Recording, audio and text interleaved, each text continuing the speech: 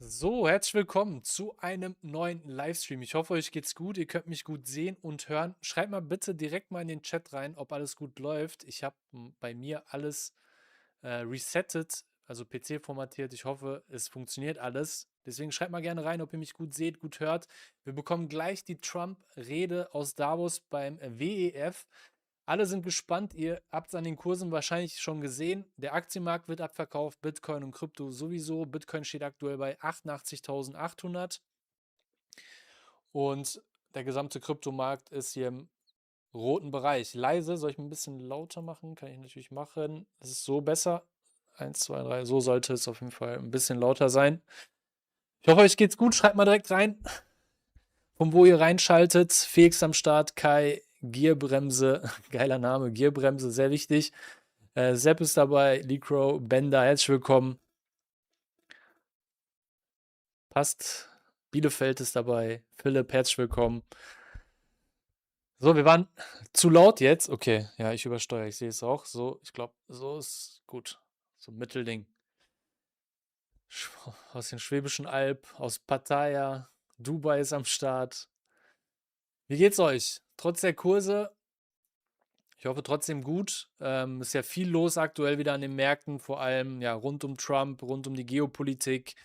Viel Unsicherheit, Gold Allzeithoch, Silber Allzeithoch, nur Bitcoin schafft es da nicht in die Klasse mit reinzudringen, weiterhin.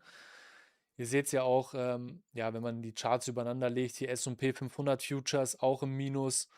Um 15:30 Uhr starten die. Um 14:30 Uhr soll übrigens Trump dann an den Start gehen und hier beim WEF sprechen. Da blickt wirklich der gesamte Markt drauf, sagt er was Neues zu Grönland, generell zu der Geopolitik. Könnt ihr mal auch direkt in den Chat schreiben. Seid ihr gerade in Positionen drin? Ich werde auch gleich zu meinen Positionen nochmal kommen. Habe ich euch ja in den letzten Updates immer wieder abgeholt. Wir können auch die Zeit nutzen, um ein bisschen über die generelle Situation zu sprechen bei Bitcoin. Hier seht ihr auch den Silberchart, hatte ich gerade noch offen. Hat hier auch nochmal ein neues Allzeithoch hingelegt, ja, war gestern um 12 Uhr. Und Bitcoin sieht entsprechend so aus. Genau in unsere Zielzone reingelaufen und dann abgelehnt worden. Bitcoin, Ethereum Long. Servus aus Davos. Bist du wirklich in Davos, Tan? Das ist alles nur noch ein Witz. Nein, keine Trades, nur Hoddeln. Was geht heute ab? Hab nichts mitbekommen. Gleich wird Donald Trump eine Rede halten ja, beim WEF in Davos und aufgrund der aktuellen Situation rund um die Geopolitik, um die makroökonomische Lage, generell schauen wirklich alle drauf. Alle sind gespannt, was er denn zu sagen hat. Gibt es irgendwas Neues, was er sagen wird? Wird es den Markt lenken? Generell die Unsicherheit ist wieder zurück und das mag Bitcoin natürlich gar nicht und das merkt man auch am Kurs. Wir sehen auch wieder Spotverkäufe, aber auch vor allem große Liquidierungen, die gestern entstanden sind, gestern Nacht dann, wo wir zwischenzeitlich dann auf kurz unter 88.000 US-Dollar gefallen sind, seht ihr hier diesen Spike bei den Liquidations, also Long-Positionen aus dem Markt gespült und jetzt aktuell auch keine Stärke stand jetzt zu sehen. Top-Zeitpunkt, um Spot zu akkumulieren. Ja, ist, glaube ich, generell kein schlechter Bereich, um erste Käufe zu machen, meiner Meinung nach. Ich habe ja bei 75.000 Euro gekauft gehabt, hatte ich euch ja auch gepostet. Ist ja sogar im Livestream hier entstanden, das Ganze. Hier seht ihr nochmal meinen Einstieg mit dem grünen Pfeil. Hatte ja lange Spot nicht mehr gekauft. Ich hatte ja im Bärenmarkt sehr viel gekauft und dann gehoddelt, über Futures Gewinne realisiert und dann hier zuletzt gekauft. Und jetzt sind wir im Endeffekt hier ungefähr wieder. Das sind auf jeden Fall keine schlechten Bereiche, würde ich jetzt auch sagen, tatsächlich. Aber nicht all in gehen. Also die Wahrscheinlichkeit ist jetzt natürlich ein bisschen größer geworden, dass wir vielleicht sogar tiefere Tiefs sehen. Ne? Also wichtig wird es halt sein, dass wir diese Struktur nicht brechen. 84.000, 86.000, 87.000 hier. Wenn wir die rausnehmen, dann wird es wahrscheinlicher, dass wir hier tatsächlich nochmal auf die 80 laufen und vielleicht sogar auf die 75. Aber das wird sich erst in den nächsten Tagen und Wochen, glaube ich, zeigen. Je nachdem, ob Risikobereitschaft wieder in den Markt reinkommt, wie die Lage sich entwickelt rund um die Geopolitik. Weil das, was wir jetzt gerade sehen, also was viele auch übersehen, ist gerade Anleihen, ne? In den Staaten, die 10-jährigen Anleihen, die gehen weiter hoch. Der ist zeitweise auf 4,3% gestiegen, die 10-jährigen Anleihen, die Zinsen. Das ist der höchste Wert, wenn man ein bisschen rauszoomt, hier seit August 2025, also Im Prinzip da, wo die Fed nochmal die Zinsen gesenkt hat. Also hat gar nichts gebracht im Endeffekt.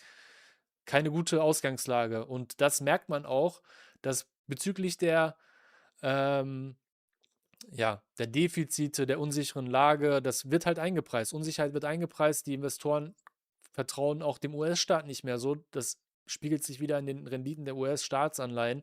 Und gleichzeitig steigt Gold und Silber. Ne? Das ist klassisches Risk-Off gerade.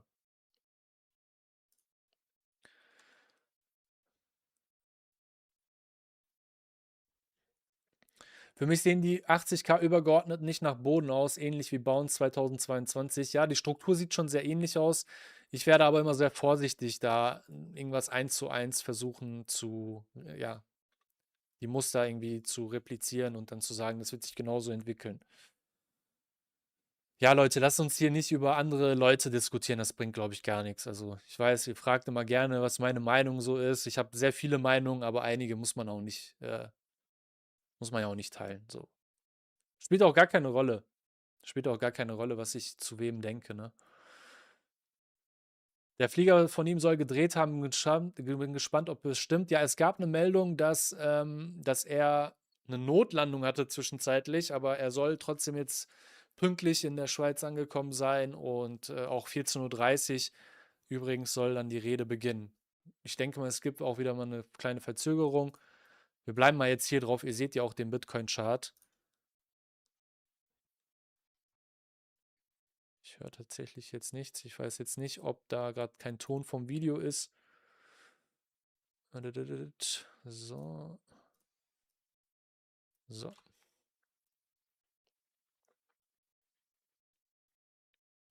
Wir sind guckt. Ja, warten wir mal ab.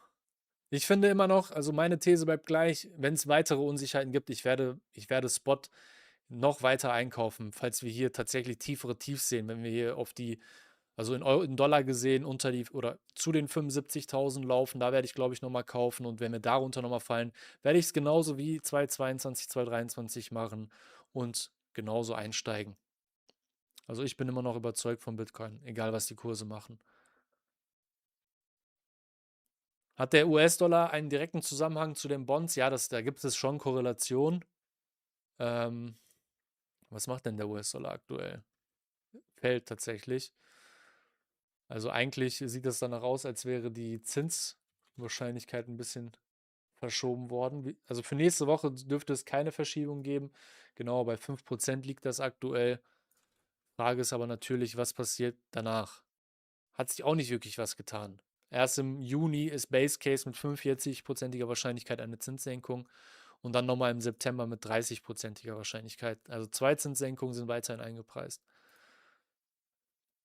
Aber eigentlich ein schwacher Dollar müsste eigentlich Bitcoin beflügeln. Sehen wir aber aktuell nicht. Also auch das hilft nicht. Gökhan, hey Furkan, hast du eine Meinung zum SKR-Token vom Solana-Phone-Ökosystem, das heute über Airdrops verteilt wurde? Nee, habe ich tatsächlich nicht. Bin da auch gar nicht im Thema, ehrlich gesagt.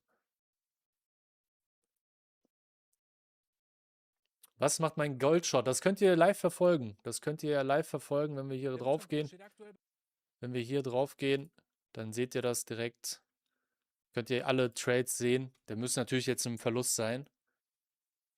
Gold ist mit 20% im Verlust. Der Solana Long, ich habe einen Solana Long auch gestanden, ist auch 18% im Verlust, aber die ganzen Short-Positionen, die laufen natürlich gut, ne?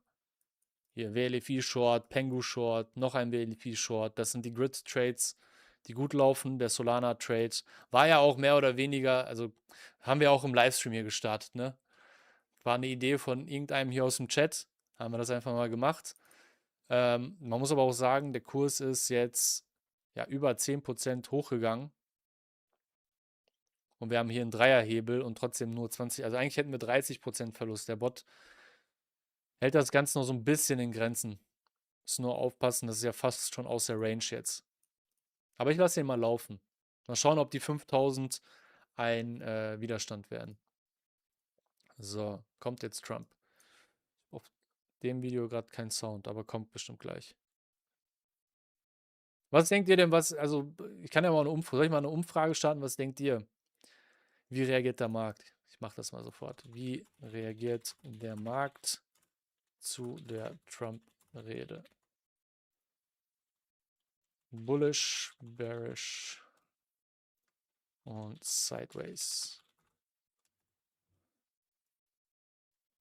Zu meiner Position übrigens, bevor jetzt Trump kommt, auch nochmal ein kurzes Update. Ihr seht es hier also ja, ich hoffe, ihr habt die Videos gesehen. Ihr sollt das ja nicht eins zu eins nachmachen, was ich mache, aber trotzdem kann ich euch da mal updaten. Ich habe ja hier oben bei 97.000, über 97.000, wie hier angekündigt, habe ich Gewinne realisiert. Und dann, wie auch angekündigt, hier unten jetzt bei 90.000 nochmal die Position erhöht, aber mein Stop-Loss ist da, aktuell bei 86.000. Wenn er rausgehauen wird, bin ich immer noch im Profit, weil ihr seht ja, wo ich eingestiegen bin. Die größte Position war hier unten und habe dann hier 4, 5 Mal Gewinne realisiert, dann hier nochmal Gewinne realisiert, dann hier einmal rein skaliert, hier wieder Gewinne rausgenommen und hier wieder reingegangen. Also overall sehr gute Trades für mich persönlich. Ich hoffe, ihr konntet auch ein bisschen was mitnehmen in dieser Range. Stand jetzt nehme ich aber auch kein zu großes Risiko. Ne? Also diese Position ist jetzt nicht extrem groß und wenn wir hier jetzt ausgestoppt werden aus der gesamten Position, wären wir immer noch im Profit insgesamt. Hebel wie viel X? Ich habe den gestartet mit einem Dreierhebel, aber ich habe den irgendwann dann erhöht. Also wo ich die Profite realisiert habe, wo ich nicht mehr im Verlust gehen kann, erhöhe ich immer den Hebel, dann kann ich Margen rausnehmen und mit der Margen dann auch wieder arbeiten. Also ich habe hier zum Beispiel die Position aus der Margen raus wieder hochskaliert.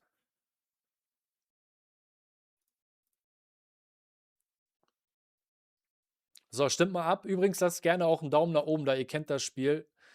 Ich weiß, das nervt immer, wenn man das hier immer wieder erwähnt, aber das hilft wirklich. Deswegen macht es gerne, wenn ihr der Meinung seid, ihr bekommt hier fundierten, guten Content, gerne unterstützen. Vor allem in der jetzigen Marktphase, wo sich keiner mehr gefühlt für Bitcoin und Krypto investiert und interessiert.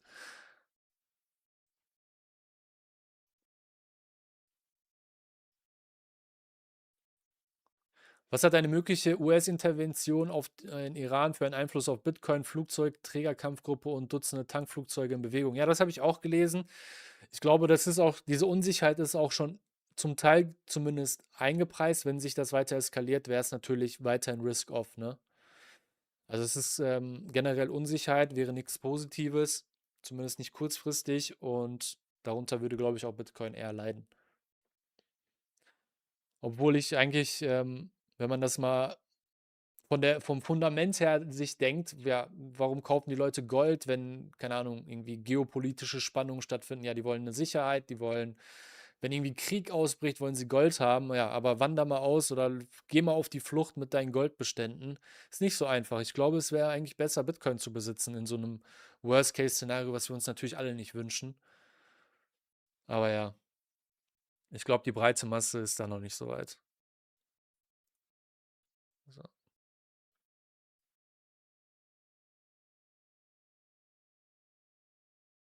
Was denkst du eigentlich, wird seine Rede bearish oder bullish sein? Also wirklich keine Ahnung. Also es wird sehr viel, glaube ich, es werden wieder wilde Aussagen, glaube ich, getätigt. Also es wird unterhaltsam, kann ich mir schon vorstellen, wie immer. Aber ob es jetzt positiv oder negativ, also ich kann mir nicht vorstellen, dass er jetzt irgendwie versucht, den Markt zu beschwichtigen oder irgendwie versucht, da auf öffentlich so auf die Leute dann oder auf die Parteien dann zuzugehen und zu sagen, ja, ich tut mir leid, war ein Fehler von mir. Also genau das werden wir auf jeden Fall nicht hören, glaube ich. Besser XRP sollte man besitzen. Ja, wenn du der Meinung bist, go for it. Das ist dein Geld. Was ist deine Meinung denn dazu, wenn es für eine Weile keinen Strom gibt? Kommt man dann auch nicht mehr an seine Bitcoin ran, weil du meinst wegen Gold? Ja, das ist immer so einer der Lieblingsargumente, so von, ich sage jetzt nicht, dass das jetzt von dir direkt kommt, aber das hört man ja immer wieder von Bitcoin-Kritikern. Ja, aber wenn Strom ausfällt oder Internet ausfällt, glaub mir, dann haben wir ganz andere Probleme. Wenn über so einen längeren Zeitraum komplett Strom ausfallen sollte, da haben wir ganz andere Probleme, dann ist es nicht mehr wichtig, ob du jetzt ganz schnell an deine Bitcoin rankommst oder nicht. Im Endeffekt ist es auch egal, wenn du dein Ledger hast oder dein Hardware-Wallet oder dein Seed, dann kannst du auch kurz warten und wenn Strom wieder da ist, hast du dann wieder Zugang. Das ändert ja nichts an der Tatsache, dass das nicht zugänglich ist von anderer Seite und dass das immer dir gehört. Ja, also das sind so Szenarien, wo ich mir denke, okay, in so einem Szenario ist es dann, glaube ich, nicht das Wichtigste, was dann mit Bitcoin passiert. Irgendwie, wenn Strom ausfällt, irgendwie weltweit für eine Woche.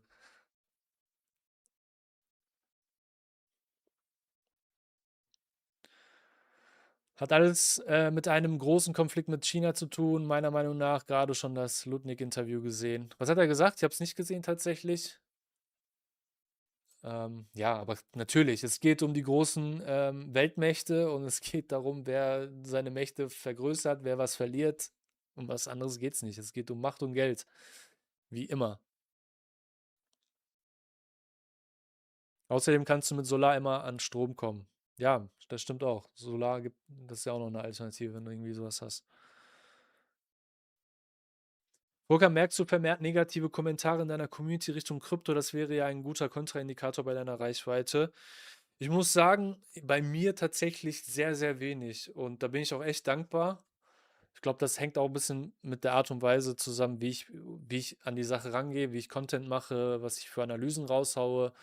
Ich habe hier nie so große Erwartungen geschürt bezüglich Altcoins oder auch bei Bitcoin. Ich glaube, wer mich jetzt hier länger verfolgt, ich habe nie so gesagt, ja, wir gehen auf 200.000 oder sowas. Und habe auch immer gesagt, ja, Gewinne realisieren wäre nicht schlecht, wenn ihr es noch nie getan habt. Und deswegen ist der Frust bei mir hier in der Community nicht so groß.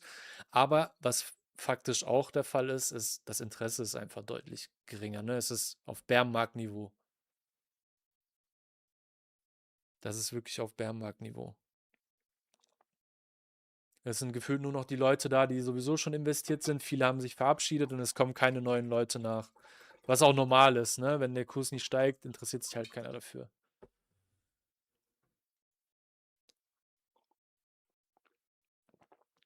Bist du bullish oder bearish kurzfristig und mittelfristig, Furkan? Ich war jetzt länger ja bullish und habe ja auch euch da mitgenommen in meiner Position. Jetzt aktuell bin ich kurzfristig etwas bearischer. Hab ich euch ja auch gerade an meiner Position so ein bisschen versucht zu erklären, dass ich hier jetzt nicht mehr so viel Risiko reinnehme nach der Gewinnrealisierung hier bei 97.000, ähm, weil es auch keine Notwendigkeit jetzt gerade für mich gibt, da irgendwie groß Risiko zu gehen. Diese Trades liefen sehr, sehr gut. Ihr seht es ja hier. Ähm, aber kurzfristig überwiegen jetzt natürlich wieder so ein bisschen die Unsicherheiten. Ich warte da so ein bisschen wieder auf positive Impulse. Ihr seht es ja auch hier, es wird stetig jetzt aktuell Spot-up verkauft, auch über die Futures. Mittelfristig aber kann ich mir vorstellen, dass sich das Thema wieder auch erledigen wird und also die Welt geht selten unter, ne? Also das darf man halt auch nicht vergessen. Wenn man so die Nachrichten liest und auf Social Media den ganzen Tag unterwegs ist, hat man das Gefühl, okay, wir bekommen jeden zweiten Tag einen neuen Weltkrieg und keine Ahnung was und Strom fällt aus und die Welt geht unter, aber die geht halt, wie gesagt, selten unter. Und am Ende gibt es irgendwelche Einigungen, Trump bekommt, was er will und alle anderen gehen Kompromisse ein und ja, dann steigen die Märkte wieder. So war es zumindest jetzt in den letzten 1,5 Jahren. Wann ist die Rede? Die ist angesetzt für 14:30 Uhr. Übrigens, wir sind hier 1000 Leute. Lasst gerne einen Daumen nach oben da. Einfach mal ein Däumchen nach oben hier drücken. Dauert nur eine Sekunde, aber hilft dir wirklich. Gerne auch aktiv hier im Chat sein, Leute, auch an die stillen Zuschauer. Schreibt mal so rein, was euch auf dem Herzen liegt. Wann beginnt deren Gelaber? Ja, wir warten noch. 14:30 Uhr ist angesetzt. Ist gerade hier so komisch, dass es keinen Sound gibt.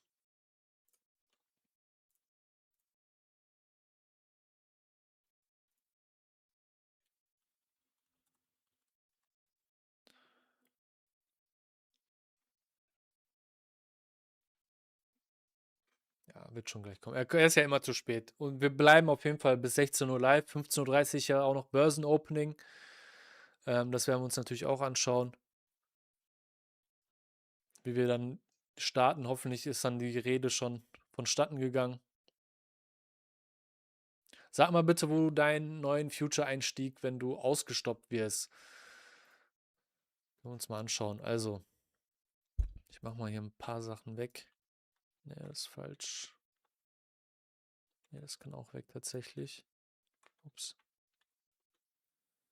Also, wir haben ja hier diese Zone, wo wir schon mehrmals, ich versuche das mal ein bisschen hier länger zu ziehen, mehrmals hier reingelaufen sind. Das wäre wichtig zu halten. Deswegen ist auch mein Stop hier drunter bei 86 um den Dreh. Weitere Einstiege könnte ich mir vorstellen, wenn wir hier nochmal reinlaufen in diese Zone hier, 84er Zone. Aber ich mache das nie statisch, ne? Ich mache das nie so, dass ich sage, okay, heute gucke ich mir eine Zone an, Hier lege ich meine Limit Order rein und lasse sie dann die ganze Zeit liegen. Ich schaue da ganz genau drauf, Order Flow Daten, was passiert da, wer kauft, wer verkauft, gibt es eine Überhitzung, ist zu viel Risiko im Markt, haben wir eine Spot-Nachfrage und dementsprechend kommt das dann noch dazu, ob ich das Ganze dann mache oder nicht. Wir können auch natürlich auf die Heatmap schauen.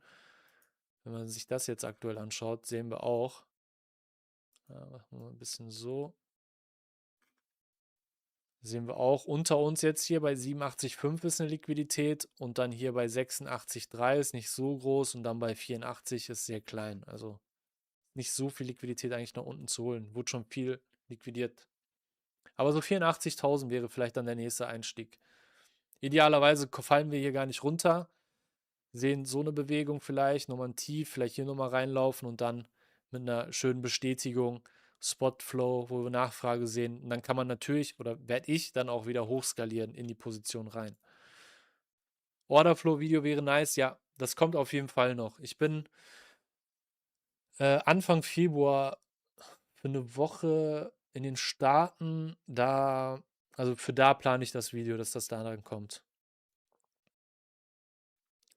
Kannst du nochmal was zu Velo und deinen Settings sagen? Ja, das mache ich dann nochmal separat in einem Video. Habe ich euch ja versprochen, das kommt. Sowas erfordert natürlich immer ein bisschen mehr Zeit und aktuell ist es bei mir ein bisschen schwieriger. Ich habe so ein paar Projekte auch nebenbei am Laufen gerade und genau. Aber ich mache das für euch. Ich nehme mir die Zeit und versuche das dann Anfang Februar für euch hochzuladen. Und dann habt ihr das alles. Ist auch alles kostenlos, ne? Also Velo wird euch nichts kosten. Die Einstellungen zeige ich euch dann.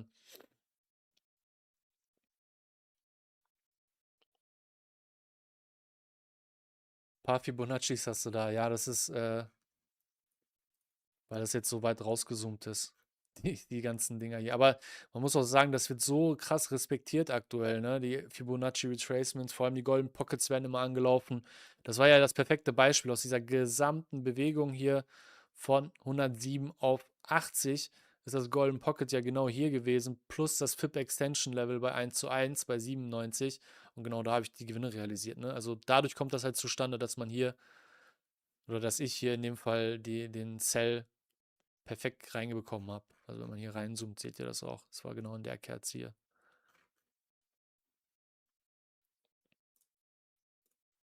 So, Trump lässt wie immer auf sich warten. Wo wir bis dahin nicht kritisch über Trump sprechen. Jetzt guck mal, ich habe schon so einen amerikanischen Akzent direkt. Sonst lassen sie dich nicht rein. Ja, ich glaube, da wird schon gut gehen. Ich war jetzt in den letzten 2 Jahren schon zweimal und ja, wird schon passen.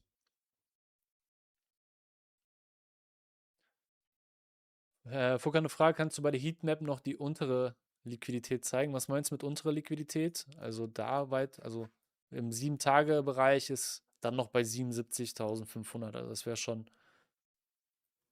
wäre schon, da würde auch mehr Liquidität noch auf dem Weg dahin hinzukommen, weil viele dann auch noch Long Trades reingehen. Bist du mit einem Blog-Trainer im Kontakt oder ist in Zukunft mal ein gemeinsames Video geplant? Ich bin jetzt nicht aktiv mit ihm in Kontakt, aber wir kennen uns, wir standen schon mal in Kontakt, aber ein gemeinsames Video ist jetzt aktuell nicht geplant.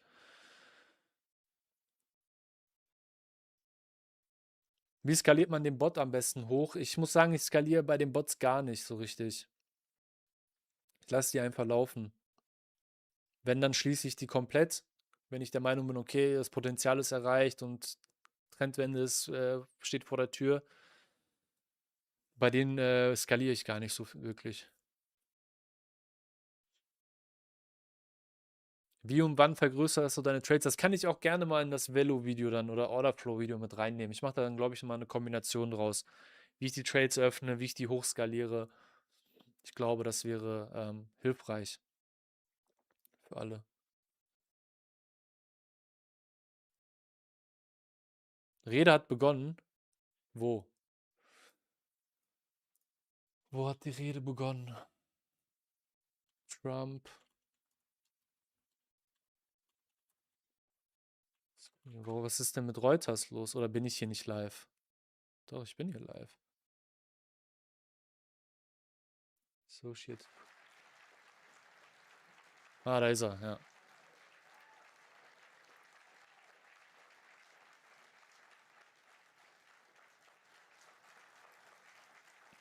So, ich mache mal ein bisschen lauter. So.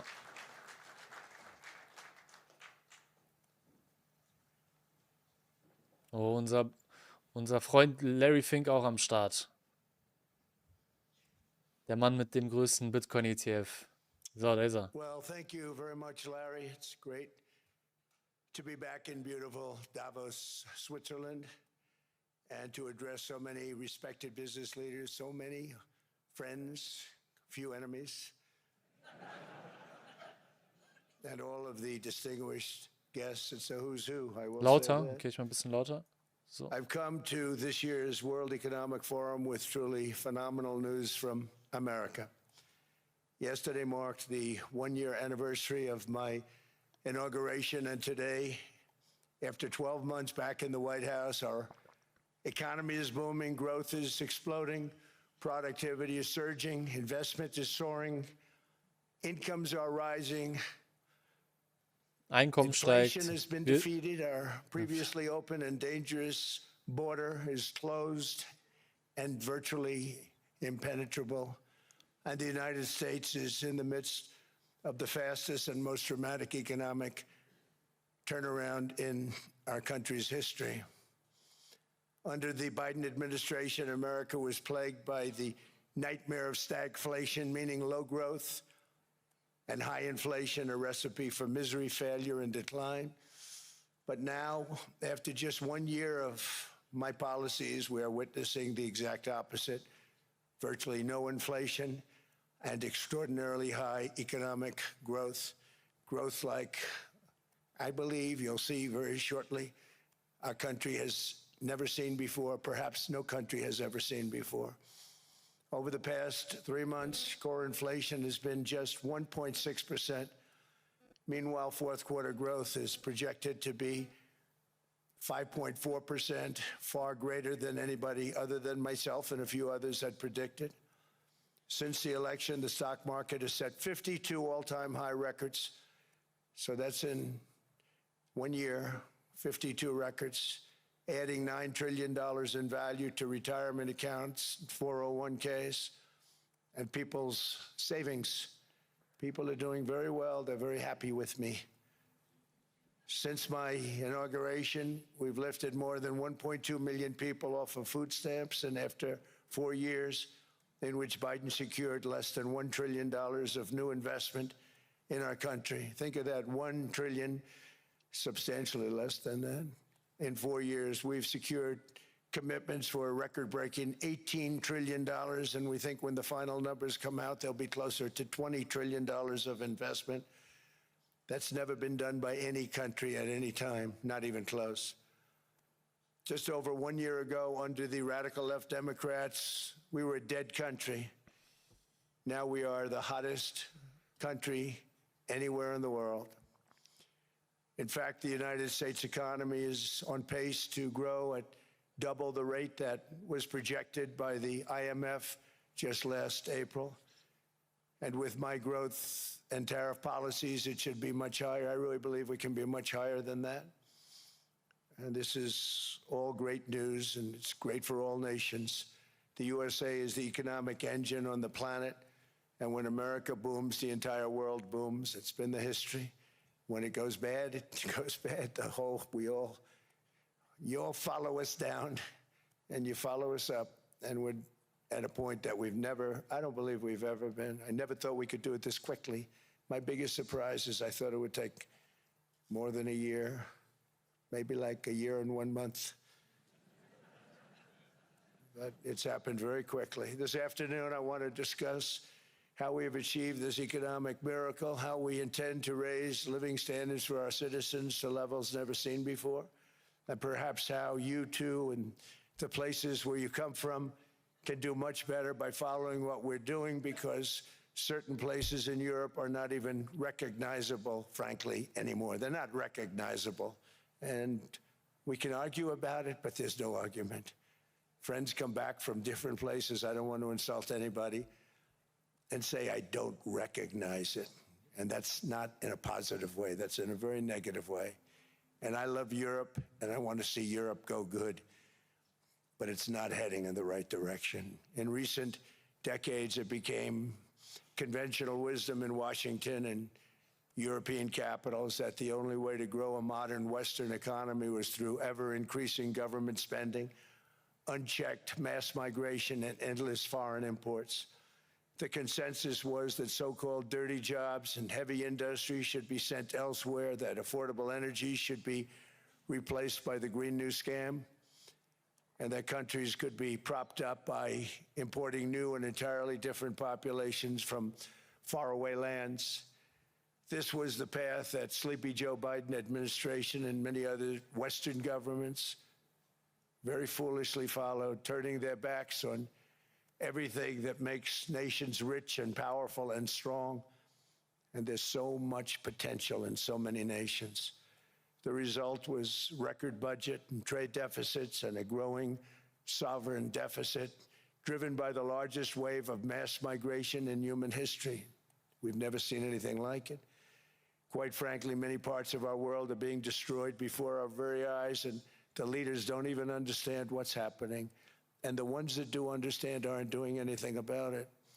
Virtually all of the so-called experts predicted my plans to end this failed model would trigger a global recession and runaway inflation. But we have proven them wrong. It's actually just the opposite. In 1 year, our agenda has produced a transformation like America has not seen in over 100 years. Instead of closing down energy plants, we're opening them up. Instead of building ineffective, money-losing windmills, we're taking them down and not approving any. Instead of empowering bureaucrats, we're firing them, and they're going out and getting jobs in the private sector for 2 and 3 times what they were making in government. So they started off hating me when we fired them, and now they love me. Instead of raising taxes on domestic producers, we're lowering them and raising tariffs on foreign nations to pay for the damage that they've caused. In 12 months, we have removed over 270,000 bureaucrats from the federal payrolls, the largest single-year reduction in government employment since the end of World War II. Nobody thought that was coming, but we had no choice. To make a country great, you can't have all federal jobs. We've cut federal spending by $100 billion and slashed the federal budget deficit by 27% in the single year. It's going to go down quite a bit more from that, driving inflation way down from the record highs of the Biden administration. Every month, they went up and up and up. I promised to cut 10 old regulations for every single new regulation. But instead, I've cut, actually, till this point, 129 regulations for every 1 new regulation approved. So every time they come in with a new regulation, we do at least 10, but so far it's averaging out to 129, if you can believe it. In July, we passed the largest tax cuts in American history, including no tax on tips, no tax on overtime, no tax on Social Security for our great seniors. We also provided 100% expensing, that's the one they like, and bonus depreciation for all new equipment and capital investments to help companies expand and shift production to America. They are so in love with that. They build a plant, they're able to deduct it immediately, the whole thing, rather than waiting 38 to 41 years in the old days. This is a miracle taking place. Nobody thought it would ever be done by any country, but it's done by us. It was what made my first term the most successful 4-year term that we've ever had from a financial standpoint. And now we've upped it. This is a 10-year program, not a 1-year program, but you're allowed to deduct everything in 1 year. It used to be 38 to 41 years. With tariffs, we've radically reduced our ballooning trade deficit, which was the largest in world history. We were losing more than $1 trillion every single year, and it was just wasted. It was going to waste. But in 1 year, I slashed our monthly trade deficit by a staggering 77%, and all of this with no inflation, something everyone said could not be done. There were a couple of brilliant people that actually thought I was doing the right thing. I thought I was doing the right thing. Now they all think I'm doing the right thing because they can't believe the numbers. American exports are now up by more than $150 billion. Domestic steel production is up by 300,000 tons a month, and it's doubling over the next 4 months. It's doubling and tripling, and we have steel plants being built all over the country. Nobody thought they'd see that. Factory construction is up by 41%, and that number is really going to skyrocket right now because that's during a process that they're putting in to get their approvals, and we've given very, very quick, fast approvals. In the process, we've made historic trade deals with partners covering 40% of all U.S. trade. Some of the greatest companies and countries in the world. We have countries as our partner, too. The European nations, Japan, South Korea. They're our partners. They've gone into massive deals with us, especially on oil and gas. And these agreements raise growth and cause stock markets to boom, not only in the U.S., but virtually every country that came to make a deal, because as you've learned, when the United States goes up, you follow. It's really become a staple. In America, I've stopped the nation-wrecking energy policies that drive up prices while sending jobs and factories to the world's worst polluters. They are indeed polluters. Under sleepy Joe Biden, new domestic oil and gas leases fell by 95%. Think of that. Then they wonder, why was gasoline going up so fast? The gasoline actually topped $5 a gallon, and some places $7 a gallon, and more than 100 major power plants were violently shut down by incompetent people that had no idea what the hell they were doing. Under my leadership, U.S. natural gas production is at an all-time high by far. U.S. oil production is up by Hat er was schon zu Grönland gesagt? 730,000 Nein. barrels a day, and Ist last gerade week we nur picked up Lob auf die eigene Arbeit 50 bis million jetzt. barrels from Venezuela alone. Venezuela has been an amazing place for so many years, but then they went bad with their policies. 20 years ago, it was a great country, and now it's got problems, but we're helping them. And those 50 million barrels, we're going to be splitting up with them, and they'll be making more money than they've made in a long time. Venezuela is going to do fantastically well. We appreciate all of the cooperation we've been giving. We've been giving great cooperation. Once the attack ended, and they said, let's make a deal. More people should do that. Ja, es wird gleich auch noch einen Dialog geben, ne? Venezuela is Das going könnte to auch make more money in the next spannender dann werden, wenn es 6 nicht mehr months so ein than they've Monolog made in ist. the last 20 years. Every major oil company is coming in with us. It's amazing. It's a beautiful thing to see. The leadership of the country has been very good. They've been very, very smart. The price of gasoline is now below $2.50 a gallon in many states, $2.30 a gallon in most states, and will soon be averaging less than $2 a gallon. In many places, it's already down even lower, $1.95 a gallon. Numerous states are at $1.99, numbers that nobody has heard for years. Actually, since my last administration, we got it down to around those numbers. I've signed an order directing an approval of many new nuclear reactors. We're going heavy into nuclear. I was not a big fan because I didn't like the risk, the danger. But they have the progress they've made with nuclear is unbelievable, and the safety progress they've made is incredible. We're very much into the world of nuclear energy, and we can have it now at good prices and very, very safe.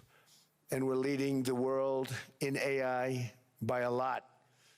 We're leading China by a lot. I think President Xi respects what we've done, in part because I've allowed these big companies building these massive buildings to build their own electric capacity. They're building their own power plants, which when added up is more than any country anywhere in the world is doing. I read recently an article in the Wall Street Journal that China's creating so much energy, and they are, you gotta hand it to them. But we're creating as much or more, and we're letting them do that. I'm very proud of it. It was my idea. I said, you can't create this much energy. We needed more than double the energy currently in the country just to take care of the AI plants. And I said, we can't do that. We have an old grid system. And I came up with the idea, you know, you people are brilliant, you have a lot of money. Let's see what you can do. You Schon can build interessant. your own Also Bloomberg schreibt auch genau electric das, was ihr sagt, generating ne? plants. And they looked at Jetzt höre me, ich das they mal didn't durch. believe me. All of the names that are, I think, in the room right now, if you want to know the truth, they didn't believe it. And I said, no, you can't. They came back 2 weeks and they didn't have the plant. They said, we thought you were kidding. I said, no, not only am I not kidding, you're going to have your approvals within 2 weeks. I always say nuclear will take 3 weeks. But most aren't going that. They're going oil and gas. They're even going coal in some cases. Because of my landslide election victory, the United States avoided the catastrophic energy collapse which befell every European nation that pursued the Green New Scam, perhaps the greatest hoax in history. The Green New Scam, windmills all over the place, destroy your land, destroy your land. Every time that goes around, you lose $1,000. You're supposed to make money with energy, not lose money. Here in Europe, we've seen the fate that the radical left tried to impose on America. They tried very hard. Germany now generates 22% less electricity than it did in 2017. And it's not the current chancellor's fault. He's solving the problem. He's going to do a great job. But what they did before he got there, I guess that's why he got there. And electricity prices are 64% higher. The United Kingdom produces just 1/3 of the total energy from all sources that it did in 1999. Think of that, 1/3. And they're sitting on top of the North Sea, one of the greatest reserves anywhere in the world, but they don't use it. And that's one reason why their energy has reached catastrophically low levels with equally high prices. High prices, very low levels. Think of that, 1/3.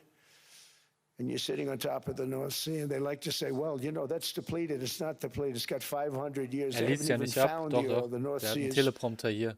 incredible. nicht They ab. don't let anybody drill. Environmentally, they don't let them drill. They make it impossible for the oil companies to go. They take 92% of the revenues. So the oil companies say, we can't do it. They came to see me. Is there anything you can do? I want Europe to do great. I want UK to do great. They're sitting on one of the greatest energy sources in the world, and they don't use it. In fact, their electricity prices have soared. Ganz schön lange Rede. Normalerweise 139%. driftet der echt immer ab von seinen There are Telepromptern. windmills all over Bleibt einfach. Europe. There are windmills all over the place, and they are losers. One thing I've noticed is that the more windmills a country has, the more money that country loses and the worse that country is doing. China makes almost all of the windmills, and yet I haven't been able to find any wind farms in China. Did you ever think of that? It's a good way of looking at it. They're smart. China is very smart. They make them, they sell them for a fortune. They sell them to the stupid people that buy them, but they don't use them themselves. They put up a couple of big wind farms, but they don't use them. They just put them up to show people what they could look like. They don't spin, they don't do anything. They use a thing called coal, mostly. But China goes with the coal, they go with oil and gas. They're starting to look at nuclear a little bit, and they're doing just fine. They make a fortune selling the windmills, though, and I think really that's one that they wouldn't be surprised if it stopped. They are shocked that it continues to go. They're very friendly with me. They're shocked that people continue to buy those damn things. They killed the birds. They ruin your landscapes. Other than that, I think they're fabulous, by the way. Stupid people buy them. The consequences of such destructive policies have been stark, including lower economic growth, lower standards of living, lower birth rates, more socially disruptive migration, more vulnerability to hostile foreign adversaries, and much, much smaller militaries. The United States cares greatly about the people of Europe. We really do. I mean, look, I am derived from Europe. Scotland and Germany, 100% Scotland, my mother, 100% German, my father. And we believe deeply in the bonds we share with Europe as a civilization. I want to see it do great. That's why issues like energy, trade, immigration, and economic growth must be central concerns to anyone who wants to see a strong and united West, because Europe and those countries have to do their thing. They have to get out of the culture that they've created over the last 10 years. It's horrible what they're doing to themselves. They're destroying themselves. It's beautiful, beautiful places. We want strong allies, not seriously weakened ones. We want Europe to be strong. Ultimately, these are matters of national security, and perhaps no current issue makes the situation more clear than what's currently going on with Greenland. Would you like me to say a few words of Greenland? Oh, jetzt kommt's. I was going to leave it out of the speech, but I think I would have been reviewed very negatively. I have tremendous respect for both the people of Greenland and the people of Denmark. Tremendous respect. Tremendous But respect. every NATO ally has an obligation to be able to defend their own territory.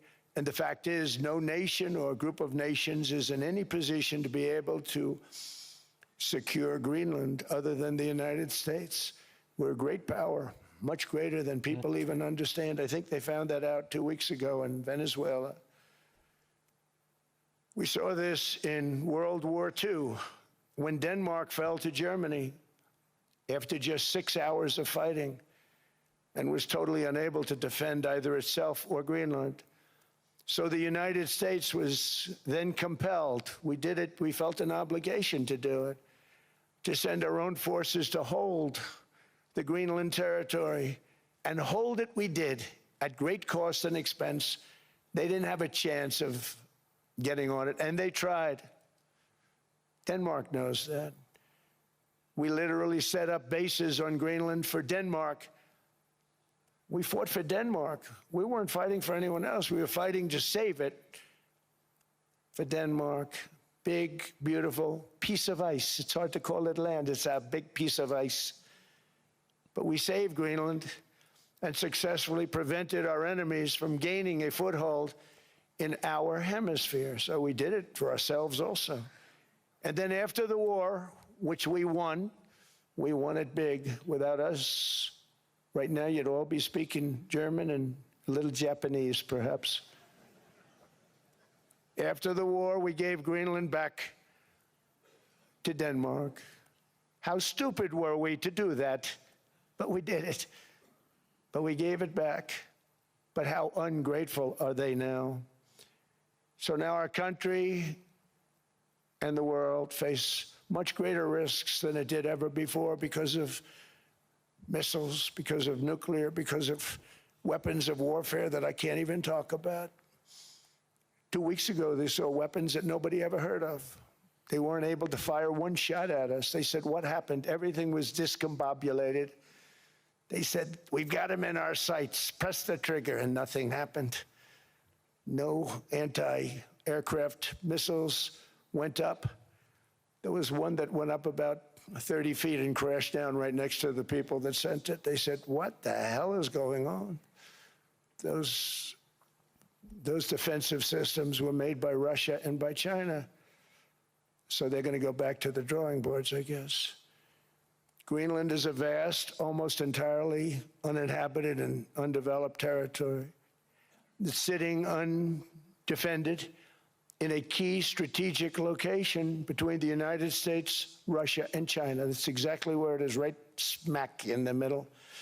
Wasn't important nearly when we gave it back. You know, when we gave it back, it wasn't the same as it is now. It's not important for any other reason, you know, everyone talks about the minerals. There's so many places. There's no rare earth, no such thing as rare earth. There's rare processing, but there's so much rare earth. And this, to get to this rare earth, you got to go through hundreds of feet of ice. That's not the reason we need it. We need it for strategic national security and international security. This enormous unsecured island is actually part of North America. on the northern frontier of the Western Hemisphere. That's our territory. It is therefore a core national security interest of the United States of America. And in fact, it's been our policy for hundreds of years to prevent outside threats from entering our hemisphere, and we've done it very successfully. We've never been stronger than we are now. That's why American presidents have sought to purchase Greenland for nearly 2 centuries. You know, for 2 centuries they've been trying to do it. They should have kept it after World War II, but they had a different president. That's all right. People think differently. Much more necessary now than it was at that time, however. In 2019, Denmark said that they would spend over $200 million to strengthen Greenland's defenses. But as you know, they spent less than 1% of that amount. 1%. There's no sign of Denmark there. And I say that with great respect for Denmark, whose people I love, whose leaders are very good. It's the United States alone that can protect this giant mass of land, this giant piece of ice, develop it and improve it and make it so that it's good for Europe and safe for Europe and good for us. And that's the reason I'm seeking immediate negotiations to once again discuss the acquisition of Greenland by the United States, just as we have acquired many other territories throughout our history, as many of the European nations have. They've acquired, there's nothing wrong with it. Many of them, some went in reverse, actually, if you look. Some had great, vast wealth, great, vast lands all over the world. They went in reverse. They're stuck back where they started. That happens too. But some grow. But this would not be a threat to NATO. This would greatly enhance the security of the entire alliance, the NATO alliance. The United States is treated very unfairly by NATO. I want to tell you that. And when you think about it, nobody can dispute it. We give so much and we get so little in return. And I've been a critic of NATO for many years. And yet I've done more to help NATO than any other president by far, than any other person. You wouldn't have NATO if I didn't get involved in my first term. The war with Ukraine is an example. We are thousands of miles away, separated by a giant ocean. It's a war that should have never started, and it wouldn't have started if the 2020 U.S. presidential election weren't rigged. It was a rigged election. Everybody now knows that. They found out. People will soon be prosecuted for what they did. It's probably breaking news, but it should be. It was a rigged election. You can't have rigged elections. You need strong borders, strong elections, and ideally a good press. I always say it. Strong borders, strong elections, free, fair elections, and a fair media. The media is terrible. It's very crooked. It's very biased, terrible. But someday it'll straighten out because it's losing all credibility. Think of it, when I went in a landslide, a giant landslide, won all 7 swing states, won the popular vote, won everything, and I only get negative press. That means that it has no credibility. And if they're going to get credibility, they're going to have to be fair. So you need a fair press. But you also need those other elements. And I inherited a terrible, terrible situation. If you look, the border was open, the inflation was raging, everything was bad with the United States when I came into office. But I also inherited a mess with Ukraine and Russia, something that would have never happened. And I know Putin very well. He and I would discuss Ukraine. It was the apple of his eye, but he wasn't going to do anything. I said, Vladimir, you're not doing it. He would never have done it. It was terrible what happened. I could see it happening, too. After I left, I could see it happening. Biden had given Ukraine and NATO $350 billion, a staggering sum, $350 billion. I came in, and just like the southern border, just like inflation, just like our economy, I said, wow, this place is in trouble, meaning our country. All of these things were out of control. But the border was out of control. We fixed it with the strongest border anywhere in the world. And I've now been working on this war for 1 year, during which time I settled 8 other wars. India, Pakistan, I settled other wars that were, Vladimir Putin called me, Armenia, Azerbaijan. He said, I can't believe you settled that one. They were going on for 35 years. I settled it in one day. And President Putin called me. He said, you know, I can't believe I've worked on that war for 10 years trying to settle it. I couldn't do it. I said, do me a favor, focus on settling your war. Don't worry about that one. What does the United States get out of all of this work, all of this money, other than death, destruction, and massive amounts of cash going to people who don't appreciate what we do? They don't appreciate what we do. I'm talking about NATO, I'm talking about Europe. Bislang stürzt den Bitcoin-Kurs They have nicht. to work on Ukraine. We don't. The United States is very far away. 89.300. We have a big, beautiful ocean separating us. We have nothing to do with it. Until I came along, NATO was only supposed to pay 2% of GDP, but they weren't paying. Most of the countries weren't paying anything. The United States was paying for virtually 100% of NATO. And I got that stopped. I said, that's not fair. But then more importantly, I got NATO to pay 5%, and now they were paying, and now they are paying. So something nobody said was possible. They said, we will never go up higher than 2%. But they went to 5%, and now they're paying the 5. They didn't pay the 2, and now they're paying the 5. And they're stronger for it, and they have an excellent, by the way, Secretary General, who's possibly in the room. Mark, are you here? Yes, he's here. Hello, Mark. We never asked for anything, and we never got anything. We probably won't get anything unless I decide to use excessive strength and force, where we would be, frankly, unstoppable. But I won't do that. Okay? Now everyone's saying, oh, good.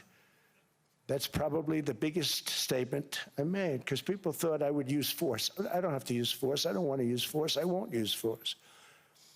All the United States is asking for is a place called Greenland, where we already had it, Ist nur das, was wir as a wollen. Nur ein trustee, kleines but Stückchen Land. respectfully returned it back to Denmark not long ago after we defeated the Germans, the Japanese, the Italians, and others in World War II. We gave it back to them. We were a powerful force then, but we are a much more powerful force now. After I rebuilt the military in my first term and continue to do so today, we have a budget Schon eine of krasse Androhung die $1.5 ganze Zeit, trillion. ne? Wir sind mächtig genug, We're wir bringing sind back militärisch stark genug. battleships. The battleship is 100 times more powerful than the great battleships you saw in World War II, those great, big, gorgeous ships, the Missouri, the Iowa, the Alabama. Because I thought maybe we could take them out of mothballs. They said, no, sir, these ships are 100, think of that, 100 times more powerful than those big, big, magnificent pieces of art that you saw so many times ago, that you still see on television. You say, wow, what a force. 100 times, each ship 100 times more powerful than the big battleships of the past. So that was the end of the mothball story. So what we have gotten out of NATO is nothing except to protect Europe from the Soviet Union and now Russia. I mean, we've helped them for so many years. We've never gotten anything, except we pay for NATO. And we paid for many years until I came along. We paid for, in my opinion, 100% of NATO because they weren't paying their bills. And all we're asking for is to get Greenland, including right title and ownership, because you need the ownership to defend it. You can't defend it on a lease. Number one, legally it's not defensible that way, totally. And number two, psychologically, who the hell wants to defend a license agreement or a lease, which is a large piece of ice in the middle of the ocean where if there is a war, much of the action will take place on that piece of ice. Think of it. Those missiles would be flying right over the center of that piece of ice. All we want from Denmark for national and international security and to keep our very energetic and dangerous potential enemies at bay is this land on which we're going to build the greatest golden dome ever built. We're building a golden dome that's going to, just by its very nature, going to be defending Canada. Canada gets a lot of freebies from us, by the way. They should be grateful also, but they're not. I watched your Prime Minister yesterday. He wasn't so grateful. But they should be grateful to us. Canada lives because of the United States. Remember that, Mark, the next time you make your statements. What we did for Israel was amazing, but that's nothing compared to what we have planned for the United States, Canada, and the rest of the world. We are going to build a dome like no other. We did it for Israel. And by the way, I told BYBIT, stop taking credit for the dome. That's our technology. That's our stuff. But they had a lot of courage, and they were good fighters, and they did a good job, and we wiped out the Iran nuclear threat like nobody can believe. Nobody's ever seen anything like it. That, Venezuela, taking down Soleimani, wiping out al-Baghdadi when he tried to reinstitute ISIS. We did a lot. I did a lot of big things, all perfectly executed. Everyone was perfectly executed. Somebody told me that, a military expert told me, sir, everything you've done has been perfectly executed. I said, I know. So other presidents have spent, whether foolishly or not, trillions and trillions of dollars on NATO and gotten absolutely nothing in return. We've never asked for anything. It's always a one-way street. Now they want us to help them with Ukraine. And we say, we're going to. I'm really helping, not even them. I want to see, last week, if you saw, it was 10,000 soldiers, but last month it was 31,000 soldiers died.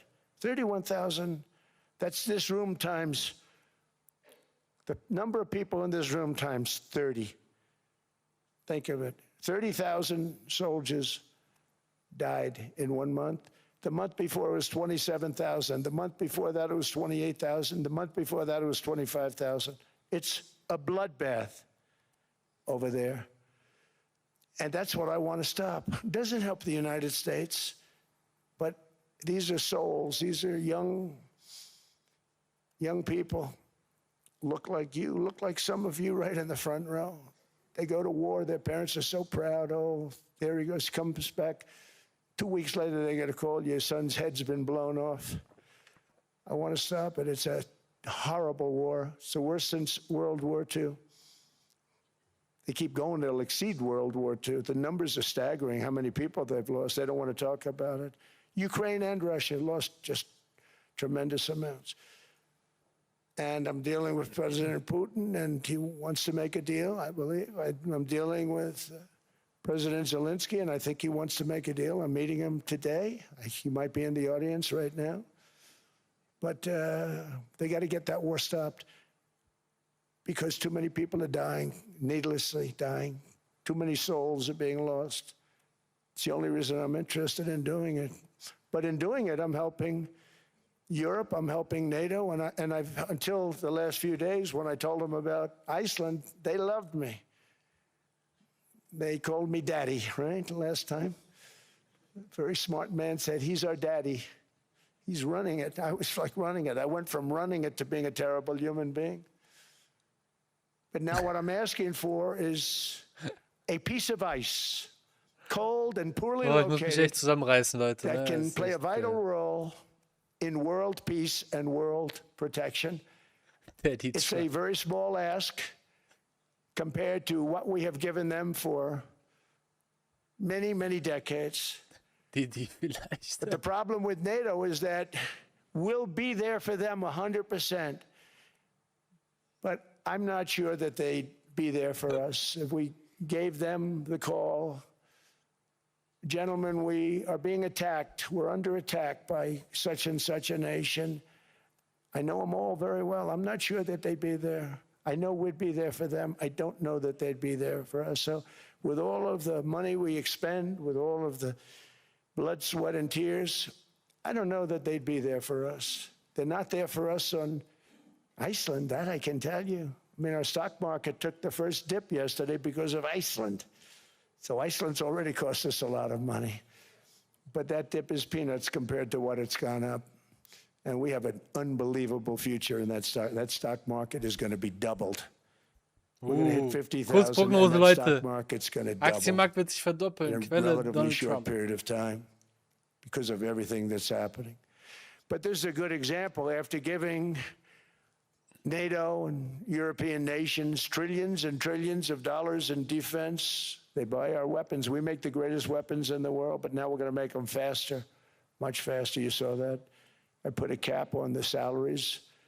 Then I put no buybacks, no stock buybacks, no various other things that they were doing. I mean, they were making $50 million, but it would take them 3 years to give you a Patriot missile. I said, that's not good. My chauffeur can do a better job than that, and he makes slightly less than 50. They make big salaries. If they're going to make those big salaries, they're going to have to produce a lot faster. The good news is we have the greatest equipment in the world. Now we're going to start making it a lot faster. They're going to build additional plants. And all of the money that goes into stock buybacks is going to go into building plants. We're not allowing stock buybacks by defense companies any longer. They're going to build new plants to make Tomahawks, Patriots. We have the best equipment. F-35s, Rüstungsunternehmen F-47, the dürfen new keine one just coming out. They Aktien-Buybacks say mehr it's the machen. most devastating plane, fighter jet Ist das ever. schon Who knows? They gesetzlich called it durch? 47. If I don't like it, I'm going to take the 47 off it. I wonder why they called it 47. We'll have to think about that. But if I don't like it, I'm going to take that 47 off. But it's supposed to be the stage 6. It's supposed to be the first stage 6 plane, undetectable, like our B-2 bombers were undetectable. They flew right over Iran. Ich They habe were mein S das schon zum undetectable. Glück. Aber das And they did garantiert their ja auch job nicht and den they got the Eintritt. hell out of there. So we want a piece of ice for world protection, and they won't give it. We've never asked for anything else, and we Gib dem could Mann have doch kept einfach Eis. Er will einfach nur Eis that haben. piece of land, and we didn't. So they have a choice. You can say yes, and we will be very appreciative, or you can say no, and we will remember. Was A bedeutet das? strong and secure America means a strong NATO. And that's one reason why I'm working every day to ensure our military is very powerful, our borders are very strong, and above all, our economy is strong because national security requires economic security and economic prosperity, and we have the greatest that we've ever had. Biden and his allies destroyed our economy and gave us perhaps the worst inflation in American history. They say 48 years, I say forever, but I think 48 years is the equivalent to forever. Whether it's 48 years or ever, it's terrible, costing the typical family $33,000. What they did to this country should never, ever be forgotten. It's early, but he has to be rated as the worst president we've ever had by far. The auto pen did much of the damage. The auto pen, he was the auto pen president, because I don't believe a sane president would have ever signed the kind of things that he signed. But now grocery prices, energy prices, airfares, mortgage rates, rent, and car payments are all coming down, and they're coming down fast. We inherited a mess, but we've done a hell of a job in 12 months. Under my most favored nation policy for drug prices, the cost of prescription drugs is coming down by up to 90%, depending on the way you calculate. You could also say 5, 6, 7, 800%. There are two ways of figuring that. But we have a favored nations policy 5 that Minuten every geht die president US-Börse wanted, no übrigens auf, president was Leute. able to get. Bitte I nicht got vergessen. it, and other nations approved it. And I had to use tariffs in order to get it because they said, no way. In other words, a pill that costs 10% in London costs $130. Think it costs $10 in London, costs $130 in New York or in Los Angeles. And I'd say, boy, that's bad. Friends of mine would say, you know, we go to London, you can buy the stuff for nothing. We go all over the world, we can buy it for nothing. Because basically America was subsidizing every nation in the world because presidents allowed them to get away with it. It became very tough. So when I called up Emmanuel Macron, I watched him yesterday with those beautiful sunglasses. What the hell happened? But I watched him sort of be tough. But he was at $10 Leute, lasst for a übrigens auch mal pill. nochmal einen Daumen nach oben da, falls ihr es And noch I nicht said, getan habt, Emmanuel, für den and I Stream hier, have für all the die big super Rede. pharmaceutical companies are Nein, in aber total wenn ihr den agreement. It Stream wasn't easy, gut by the way. findet, They're einfach mal tough, ein Like da smart. lassen. They've been getting away Unterstützt with gerne the den scam Stream. for a long time. But they gave it up. But they said, you'll never get the countries to approve it. I said, why is that? Because they won't. They always said, we're not paying anymore. Was meint Get ihr, the hoch rest oder of the runter United jetzt, States. Over the years, 15:30 Uhr? they stayed the same. We just went up, up, up. And I mean, we would pay 13, 14, 15 times more than some certain countries would. So I said, no, they'll approve it 100%. Sir, you'll never get them to approve it. I said, I guarantee you. But I actually started with Emmanuel, who probably is in the room too. And I like him. I actually like him. Hard to believe, isn't it? And I said, Emmanuel, you're going to have to lift the price of that pill to $20, maybe $30. Think of that. That means it's a doubling of prescription drugs. Might be a tripling, might be a quadrupling. It's not easy. No, no, no, Donald, I will not do that. I said, yes, you will, 100%. He said, no, no, no. You're asking me to double. I said, Emmanuel, you've been taking advantage of the United States for 30 years with prescription drugs. You really should do it, and you will do it. I have no doubt. In fact, I am 100% sure you're going to. No, no, no, I will not do it. Because yes, in all fairness to him, he has to double or triple. Because the world being a bigger place than the United States, it's not that you meet in the middle. You just have to go up some, and we come down a lot. They go up a little, we come down a lot. So we're at $130, they're at 10. So they may have to go to 20 or 30. No more than that. I said, Emmanuel, you're going to be doubling or tripling? No, no, no. I said, here's the story, Emmanuel. The answer is you're going to do it, you're going to do it fast. And if you don't, I'm putting a 25% tariff on everything that you sell into the United States and a 100% tariff on your wines and champagnes. And that's about 10 times more than what I'm requesting. And you're going to do it. I don't want to go public with it, but you may make me do that. No, no, Donald, I will do it. I will do it. It took me, on average, 3 minutes a country, saying the same thing. You will do it. They all said, no, no, no, I will not do it. You're asking me to double the cost of prescription. I said, that's right, because you've been screwing us for 30 years. Wild. And they 3 said, we Minuten will braucht er not im do it. Schnitt, I said, um that's die all right. Leute On Monday morning, gefügig we're zu machen. putting a 25, 30, 50. I gave different numbers for different countries. This is also national security we're talking about. Not fair. We're not going to 2 subsidize the whole Minuten noch. world. And every one of those countries have agreed to do it. So one of the biggest things that I've done is the fact that we have now most favored nation. We will pay whatever the lowest price is in the entire world. So our drug prices are going to be coming down by staggering 90%. Again, you could say 1,000%, 2,000%.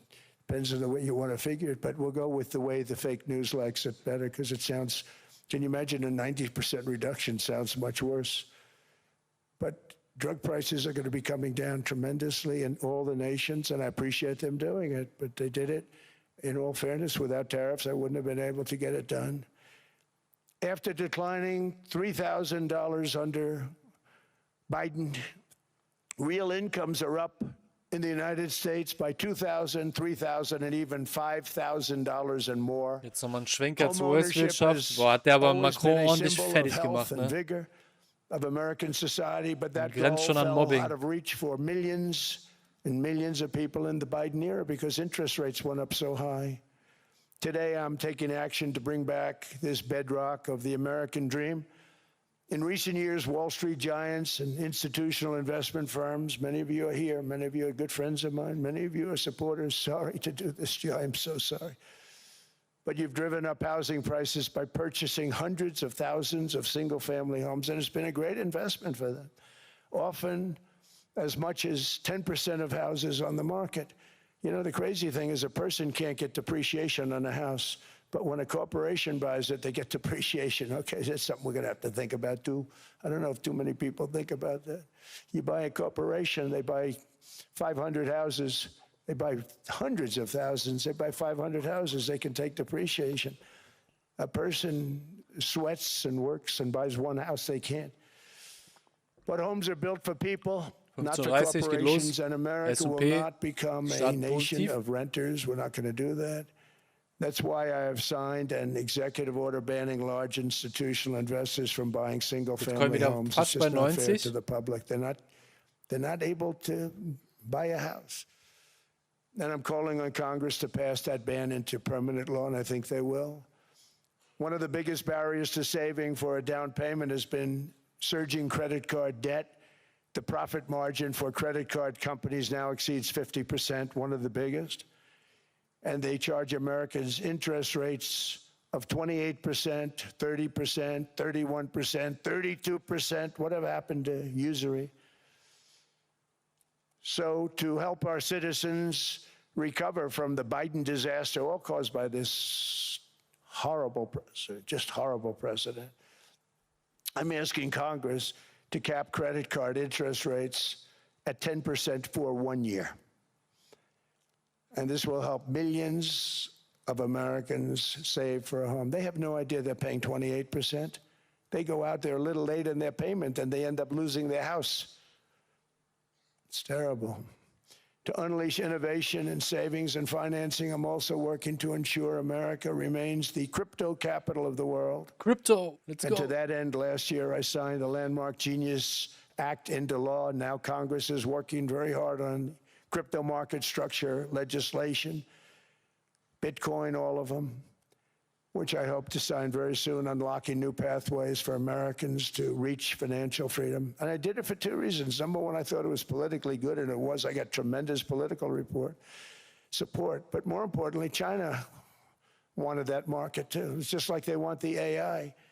And we've got that market, I think, pretty well locked up. If I didn't do it, Biden was totally against it until before the election when they realized that, there were millions of people voting against him over crypto. And all of a sudden they loved it very much, but it was too late. They blew it. But it is politically popular, but it's much more importantly, we have to make it so that China doesn't get the hold of it. And once they have that hold, we're not going to be able to get it back. So I'm honored to have done it. Finally, I've instructed government-backed institutions to purchase up to $200 billion in mortgage bonds to bring down interest rates. And I'll be announcing a new Fed chairman in the not-too-distant future. I think he'll do a very good job. See, I gave away some of it. He did give that away. So we have something, got something, but somebody that's very respected. They're all respected. They're all great. Everyone that I interviewed is great. Everyone could do, I think, a fantastic job. Problem is they change once they get the job. They do. They're saying everything I want to hear, and then they get the job. They're locked in for 6 years. They get the job, and all of a sudden, let's raise rates a little bit. I call them, sir, we'd rather not talk about this. Futures It's pushen amazing how aktuell mehr people als Spot. change once they have the job. Vorsichtig It's sein. too bad. Sort of disloyalty, but they got to do what they think is right. We have a terrible chairman right now. Jerome, too late Powell. He's always too late. And he's very late with interest rates, except before the election, he was just fine for the other side. So we're going to have somebody that's great, and we hope he does the right job. Last week, the average 30-year mortgage rate dropped below 6% for the first time in many years.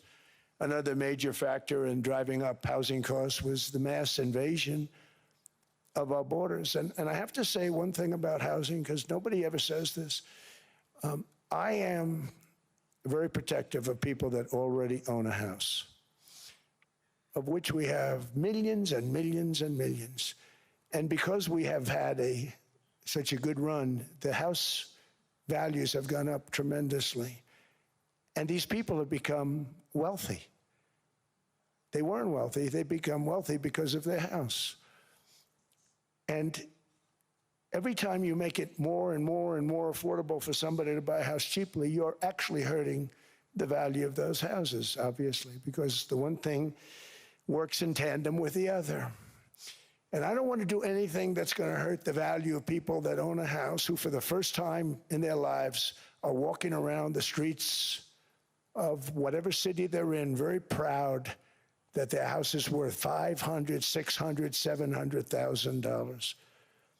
Now, if I want to really crush the housing market, I could do that so fast and people could buy houses, but you would destroy a lot of people that already have houses. In some cases, they've mortgaged their house, and the mortgage would be very low, and all of a sudden the mortgage without any changes becomes very high, and they end up losing the house.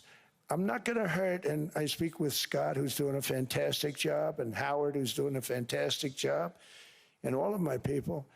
And I always say, look, you know, I can crush the hell out of the market. We can drop interest rates to a level, and that's one thing we do want to do. That's natural. That's good for everybody. You know, the dropping of the interest rates, we should be paying a much lower interest rate than we are. We should be paying the lowest interest rate of any country in the world, because without the United States, you don't have a country.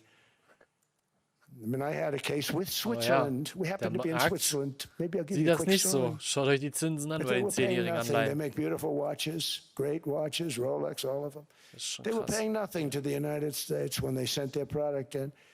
And we had a $41 billion deficit. $41 billion with this beautiful place. Flew over it, isn't it nice? So I said, let's put a 30% tariff on them so that we get back some of it, not all of it at all. We'd still have a deficit, big deficit. We had 41 million. That's a big deficit. And I said, let's put a tariff on. Different tariffs, different places. You're all party to them. In some cases, victims to them. But in the end, it's a fair thing. And most of you realize that. But we put a 30% tariff on Switzerland, and all hell broke loose. They were calling, I mean, like you wouldn't believe. And I know so many people from Switzerland, incredible place, incredible, brilliant place. But I didn't realize that they're only good because of us. And there's so many other examples. I mean, us, probably other places, but a majority of the money they make is because of us, because we never charged them anything. So they come in, they sell their watches, no tariffs, no nothing. They walk away, they make $41 billion on just us. So I said, no, we can't do that. So I'm going to bring it up. I still would have a deficit pretty substantial, but I brought it up to 30%. And the Keiner ist sicher, Leute. Prime Minister, I don't think President, I think Prime Minister called. Da hört der Spaß auf. And she was very repetitive. She said, no, no, no, you cannot do that, 30%. You cannot do that. We are a small, small country. I said, yeah, but you have a big, big deficit. You may be small, but you have a bigger deficit than big countries. He said, no, no, no, please, you cannot do it. Kept saying the same thing over and over. We are a small country. I said, but you're a big country in terms of, and she just rubbed me the wrong way, I'll be honest with you. And I said, all right, thank you, ma'am, appreciate it. Do not do this. Thank you very much, ma'am. And I made it 39%. And then all hell really broke out. And I was paid visits by everybody. Rolex came to see me. They all came to see me. But I realized, and I reduced it, because I don't want to hurt people. Ja, Rolex kam vorbei und dann hat er gemerkt, es ist vielleicht doch nicht so nett. Dann hat er doch jetzt gerade selber gesagt, oder? Ich meine, Rolex juckt ihn, glaube ich, nicht wirklich. But they pay now, tariff. But I realized that we have many places like that where they're making a fortune because of the United States. Without the United States, they wouldn't be making anything. Think of it. Switzerland made $41 billion on us. And as she said, it's a small place. And I realized with that, I don't know, it was so, because she was so aggressive. And I realized in that conversation that the United States is keeping the whole world afloat. Many places, I could give you 6, 7 places just in the people in this little area. I know every one of them. They're sort of, they're looking down. They don't want to see me. They don't want to stare me in the eyes. But they're taking advantage of, everybody took advantage of the United States. But I've been very fair, and I gave them a tariff, and it was fine. But I realized that without us, it's not Switzerland anymore. Without us, it's not any of the countries that are represented here. And we want to work with the countries. We want to work with them. We're not looking to destroy them. I could have said 39, 40%. I could have said I want a 70% tariff, then we make money with Switzerland. But Switzerland would have been probably destroyed, financially destroyed. I don't want to do that. But we should be paying the lowest interest rate of everybody. I hope Scott's listening to this, because we should be paying the lowest interest rate of everybody. Without us, most of the countries don't even work. And then you have the protection factor. Without our military, which is the greatest in the world by far, without our military, you have threats that you wouldn't believe. You wouldn't believe. You don't have threats because of us, and that's because of NATO. One other thing, and I have to say it so importantly, in the old days, and I used to say I'm the youngest in the room. Now I'm among the older. I hate to say it. I don't feel old, but I'm among the older. But I remember not long ago, 20, 25 years ago, when good news came out about, let's say, the United States. The United States had a great quarter. The United States had a great month. All the stocks went up. And that's the way it's supposed to be. Now when they say the United States had a record quarter, it's unbelievable how well it's doing, all the stocks crash because they say, oh no, inflation, they're going to raise interest rates. And they do. Some of these stupid people like Powell, they raise interest rates. And what they do is they stop you from being successful. It used to be when we had a great quarter, a great month, great earnings, great anything, any good news, the stock market went up. That's the way it's going to be. We got to do that again, because that's the way it should be. Now when we have a great month, they want to kill it. Number go up, please. Like we did over 5%. People were surprised. We should do 20%. We could do 25%. When we announce good numbers, and the reason is they're so petrified of inflation. And growth doesn't mean inflation. We've had tremendous growth with very low inflation. In fact, growth can fight inflation, proper growth. So we want to get back to the days when we announce great numbers, because we're going to be announcing phenomenal. You know, all these factories that are being built at record, thousands of businesses are being built right now. Remember, $18 trillion is invested. I think the second number is 3. And that was China many years ago. Investments in the country from outside. 18 trillion, nobody's ever seen. And that's money coming in and building things, factories. Thousands of businesses are being built, thousands. Hundreds of big factories, car plants are moving back to the United States. They're coming in from Canada, they're coming in from Mexico, from Japan. Japan's coming in and building plants here in order to avoid tariffs. They're coming in from China. They're coming in from all over the world. We have more plants being built now, car plants, than we've ever had built, even in the heyday from the 1940s and 50s. And they're bigger. They don't use renovations anymore where they take an old plant, they rip it down, they build a brand new plant, super modern plant.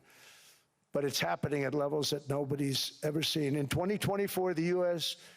built less than 2 million new homes, but Biden admitted more than 8 million new migrants.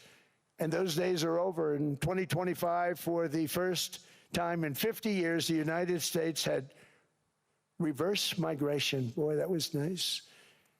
And these were criminals that were being taken out of our country because they allowed people to come into our country from jails, from gangs, drug dealers, murderers. 11,888 murderers. We've gotten most of them out. And then ICE gets beat up by stupid people from leadership in Minnesota.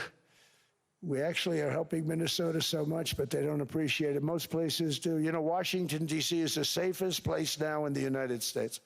It was a very dangerous place to walk, and now you can walk with your wife, your kids, right through the middle of the city. Right now, Washington, D.C. is as safe as it gets. It was one of the most unsafe. I had to admit, we sent in the military, the National Guard. Within 2 months, it was great. Within 3 months, it's like a really great place and a safe place and a beautiful place. It's even been cleaned up. The graffiti's gone. The fences are gone. We don't have to worry about fences anymore.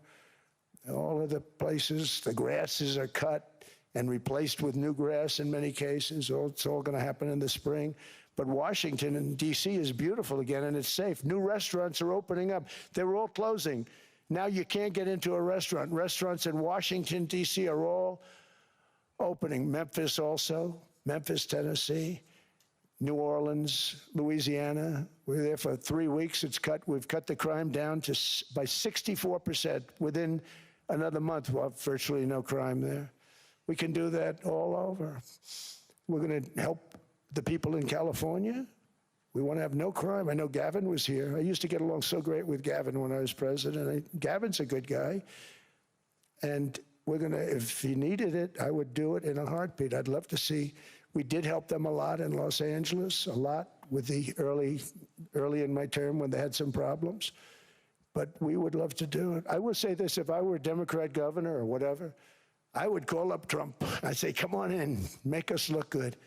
Because we're cutting crime down to nothing. Was geht uns der Rasen dort an? We're taking Schreibt people Mike. out, career Gute criminals Frage. who are only going to do bad things, and we're bringing them back to their countries. But where we've done it has been amazing, and we have a capacity to do it at much greater levels.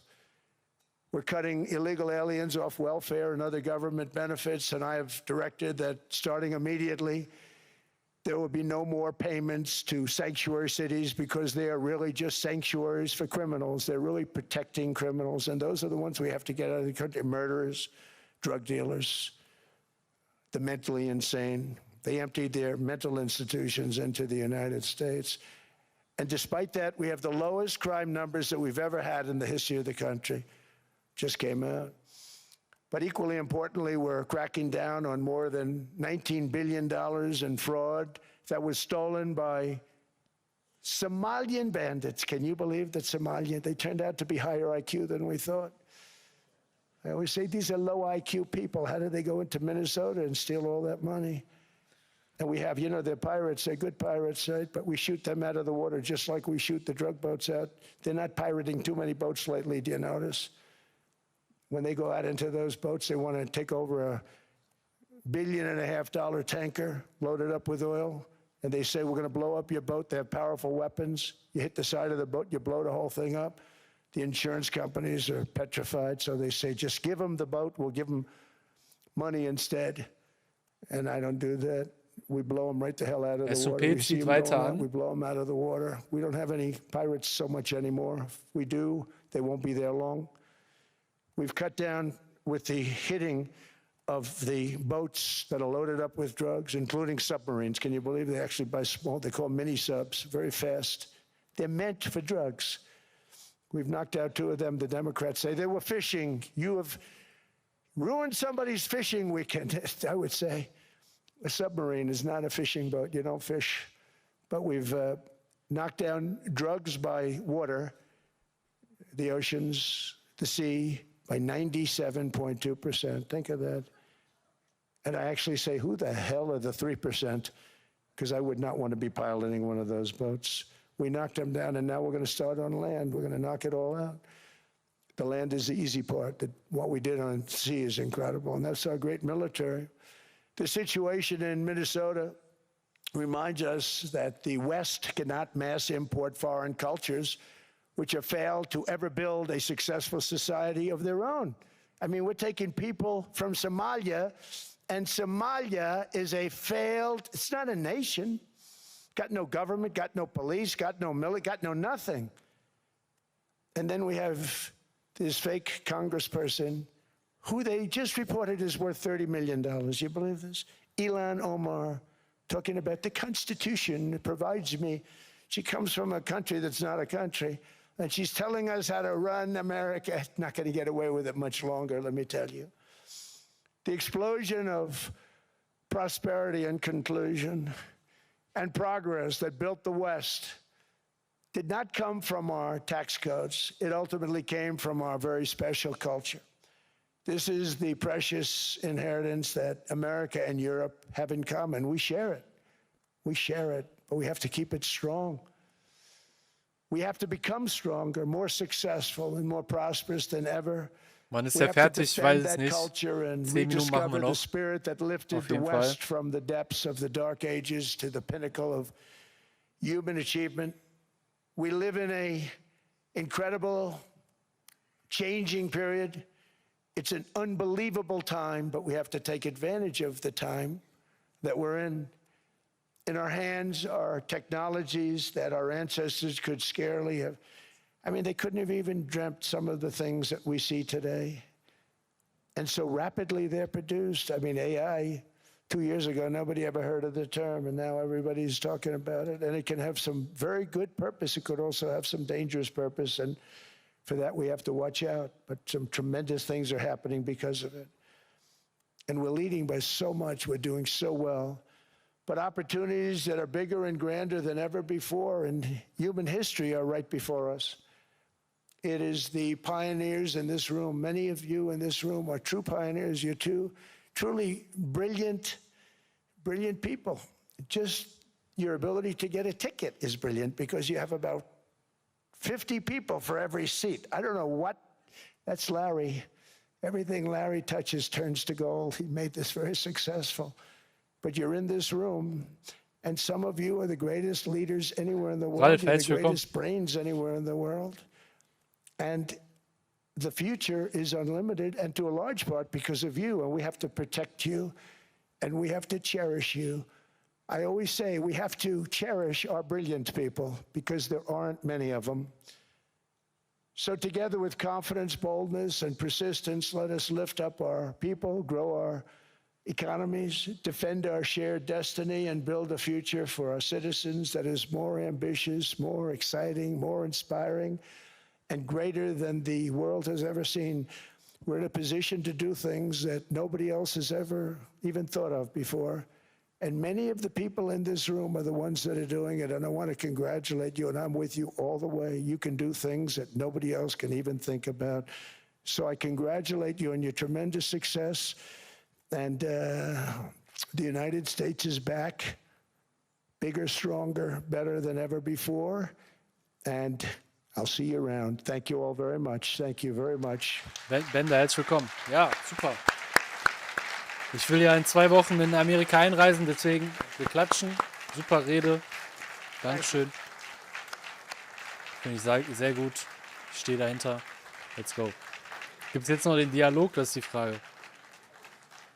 Es gibt noch tatsächlich den Dialog. Ich muss mal kurz abchecken, ob ich das verschieben kann. This was supposed to be a nice fire chat, Mr. President. Yes, good. I got set up. No, I did know. You made the job for the moderator really easy. Thank you, Mr. President, for your speech. I do have a few follow-up questions, if it's okay. Sure. I don't think I should start with Greenland, maybe. I'll start with the economy. The U.S. economy is doing really, really well. But how to sustain this growth moving forward? Because there's always a recession looming around the corner.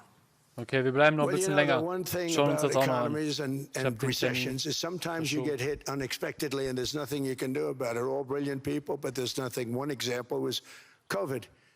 We had an economy going at levels like nobody had ever seen my first 2.5, 3 years. And then I heard the word pandemic, not COVID. They came up with that name over a period of time. We won't get into that. But I heard the word pandemic. And I had a poll come out that was so strong just prior to that, and I was with the 2 best pollsters, McLaughlin and Fabrizio, and they said, sir, George Washington and Abraham Lincoln, if they came back and ran as president and vice president, they couldn't beat you. And then what happened is the following day, I was told to stay tuned because there's something really bad happening in China. There are bodies laying all over Wuhan, right around that certain building that we talk about. I always said it came from Wuhan. It did come from Wuhan. And they were body bags. We saw it by satellite. And they said, there are strange things happening in China. And so it began. And we ended up with the COVID, and the whole world suffered. We did a phenomenal job. I don't think we got the credit we deserved. We did something that Operation Warp Speed, which some people say was one of the greatest military feats ever. We did a great job. Used our military, used a lot of people. But sometimes you get hit with things, nothing you can do. You get hit with things like that unexpectedly.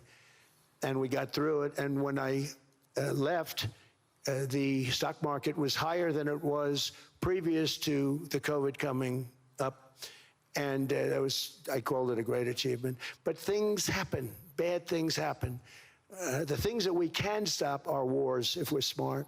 That we can stop. Those are a matter of being intelligent and having intelligent people on the other side. Because wars are the worst of all. Wars are worse than anything. But we can stop wars because that's sort of up to us. But things like dust flying in the air, wherever COVID comes from or whatever comes, sometimes you have to be a little bit lucky. But we are poised to have Nee, wir sind nur auf YouTube live. an economy like no other, not only in this country, but anywhere. And you know, when you hear the kind of numbers that I can tell you that Scott Bessent was with me the other day, and he's looking at numbers. He said, I can't. And that's all he's done his whole life, pretty much your whole life. Scott, you weren't going to be a football player, I don't think. Den S&P stört sie unten nicht, ne? Der marschiert weiter nach oben. Natürlich relativ gesehen ist noch nicht viel passiert, And aber he was looking at numbers. He said, I'd never seen anything like this. We're poised to do things that no other country has ever done.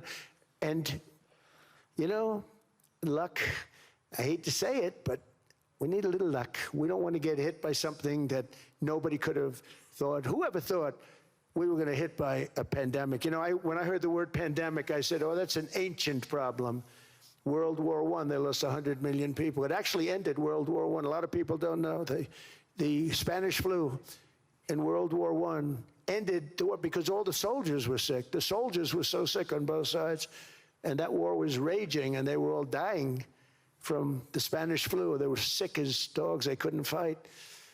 So, ja, you gleich don't know 16 how that Uhr. would have turned Schauen wir mal, out. But, ob es den so we do, obligatorischen subject to Abverkauf that, and I 16 always Uhr have to gibt. put a caveat in for it, but we're poised to have the greatest growth of any large country, I think any country that there's been. When you look at what's happening in the United States, it's really amazing. Thank you. One thing that maybe keeps you up at night, I know you don't sleep that much anyway, Mr. President, is the debt. The US debt is high, is now the biggest expenditure on your budget. How to get out of that impasse? Well, the big thing is growth. I mean, growth is the way. If we grow like this, we go from having at 36, $37 trillion. We go from having high debt to low debt. But we also are cutting expenses, you know, the old-fashioned way. We have extraordinary growth. I think we're going to be growing our way out. I think we're going to be paying off debt. Nee, das nutze ich nicht We're mehr. taking in tremendous money from tariffs fairly. And again, I'm using them judiciously. You know, Switzerland's a case study. I could have gotten much more. I could have asked for much more. But kommt er wieder zur we're Schweiz. using them judiciously. But I think growth, most importantly, and then cutting costs. Now, if you take a look at Minnesota, $19 billion in fraud and other things. People going to airports, they came into the country, they don't have 10 cents, and they're leaving with hundreds of thousands of cash in their bags. When we get to that, and our DOJ, Pam, and Todd, and all the people that work over there, and all of the people that work in here, I can tell you, Scott Bessent is working on that. It's a priority, right? You have your whole team. We're in there Ja, looking Martin for Zoll-Thema ist noch nicht beschlossen vom where Supreme this Court. money is coming from, how much it is. It could be more than $19 billion. Can you believe that? That's just one state. If we were able to cut out 50% of the fraud, 50%, and we should be able to do better than that, we would have a balanced budget without having to talk about even growth. So we have a lot of options, but we're working very hard on that. Eine Option ist natürlich finanzielle Repression, The ne? protests, the fake Eine schöne protests done by Inflation. agitators and Kann man Defizite auch gut wegmachen. professional insurrectionists. That's what they are. They're professional troublemakers. But we are looking very strong at the money too in Minnesota and other places. I think, Mr. President, also the $500 billion invested in artificial intelligence and the frontier technologies last year also were driving growth exponentially in the U.S. Well, AI has been a big factor. AI is massive.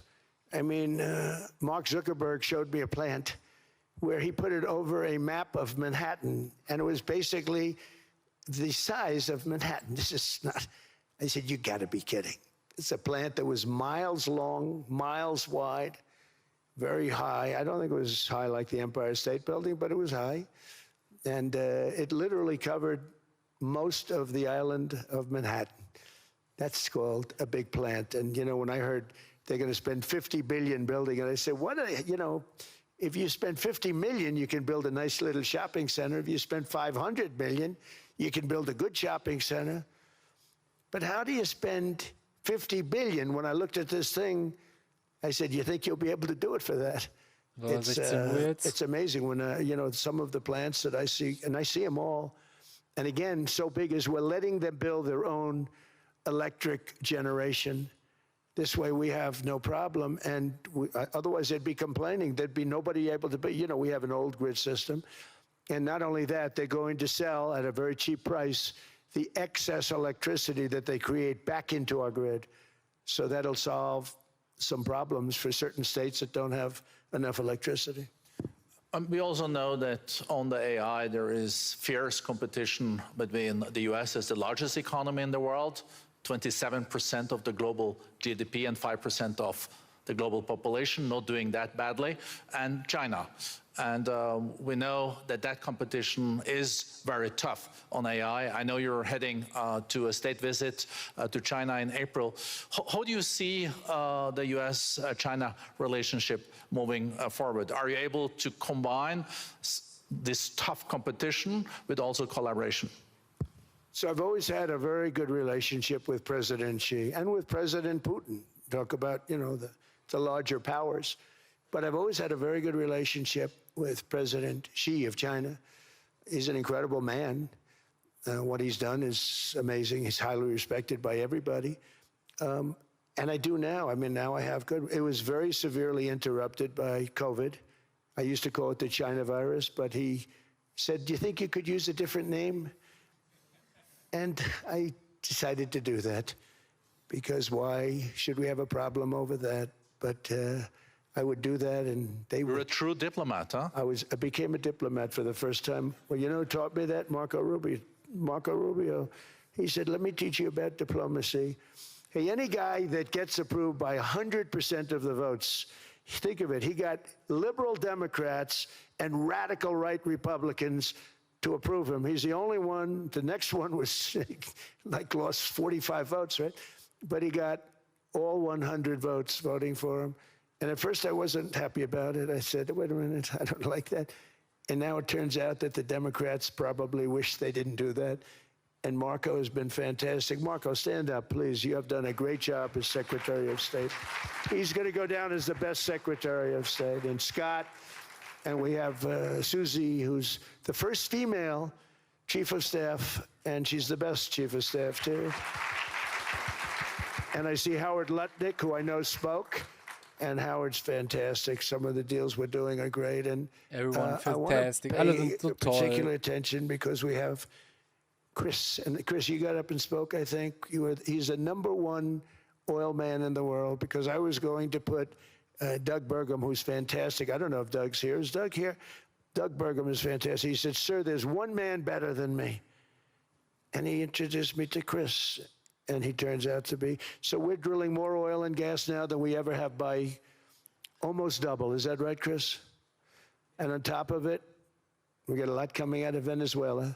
So anyway, so we're doing great. The country is just doing great. We have great people. Thank you. And I see other people. We have Furkan, wanderst du in die we have USA aus? Jared. Nee, I got so many people. I'm in trouble because when I go back, ist nicht der they're going to Plan. be people with long faces. Sir, you didn't introduce me. I got so many people. Ja, wir laufen And we Richtung have a lot of 90.000. the greatest people anywhere in the world. I know them all.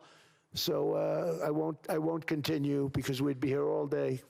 Thank you, Mr. President. We also know that you're a deal maker, and then maybe coming back to Greenland and Ukraine. Okay. What kind of deal in the end do you see between the US and Denmark? Because, you know, I guess you see it now as a negotiation going on, or? Well, it's costing Denmark hundreds of millions a year to run it. And Denmark's a small country and wonderful people. But it's very expensive. It's a very big piece of ice. And it's very important. I mean, I don't want to repeat the speech, but it's very important that we use that for national and international security. That can create a power that will make it impossible for the bad guys to do anything against the perceived good ones. And it's a great block for Europe, just like, Denmark was supposed to spend hundreds of millions of dollars. They didn't spend the money. They didn't spend anything, almost. And we'll see what happens. I just say this.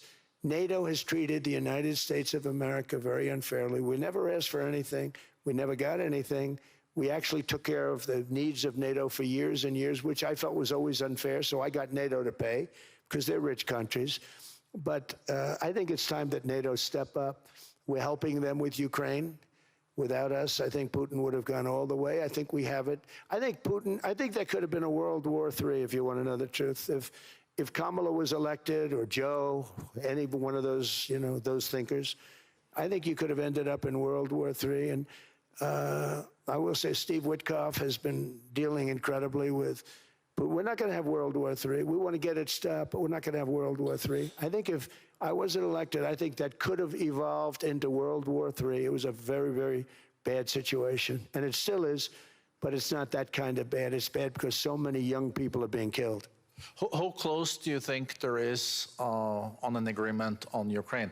I had the pleasure of speaking with Steve Witkoff and Jared Kushner yesterday. I know they're working hard on it. I know that they're also traveling now. Do you see this very close or still? Well, I hate to say it. I thought that was going to be, so I settled 8 wars plus.